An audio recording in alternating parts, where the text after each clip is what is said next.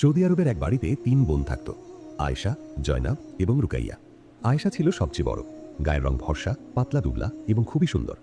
কিন্তু সে মেকআপের ভীষণ শৌখিন ছিল এবং বেশিরভাগ সময় মোবাইলেই ব্যস্ত থাকত। মাঝের বোন জয়নাব একটু শ্যামলা ছিল, কিন্তু তার অভ্যাস ছিল সব কাজ খুব তাড়াহুড়ো করে করা।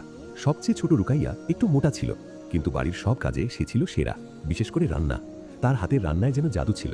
একদিন রিয়াদের সবচেয়ে ধনী একটি পরিবার থেকে বিয়ের প্রস্তাব আসতে চলেছিল। ছেলের মা পরিষ্কার করে বললেন, আমরা তোমাদের ৩ মেয়ের হাতের রয়্যাল সাউদি চিকেন কোরমা খেতে চাই। যার রান্নার স্বাদ সবচেয়ে ভালো হবে সেই হবে আমাদের পুত্রবধূ। ৩ বোনের মধ্যে প্রতিযোগিতা শুরু হয়ে গেল। আয়েশা বলল, ডোন্ট ওয়ারি, আমি ইউটিউব থেকে এক বিখ্যাত শেফের রেসিপি সেভ করে রেখেছি। আজ আমি একদম রেস্টুরেন্টের মতো টেস্ট দেখাবো। মাঝের বোন জয়নাব বলল, চলো ঠিক আছে, তাড়াতাড়ি বানিয়ে ফেলি, এত সময় কে নষ্ট করবে। কিন্তু রুকাইয়া চুপচাপ রান্নাঘরে চলে গেল। সে বিসমিল্লাহ পড়ল, পেঁয়াজ ভালো করে লাল করে ভাজল, মশলা ধীরে ধীরে কম আঁচে কষালো। ঘামে তার কাপড় ভিজে গেল, তবুও তার মুখে ছিল শান্তির হাসি।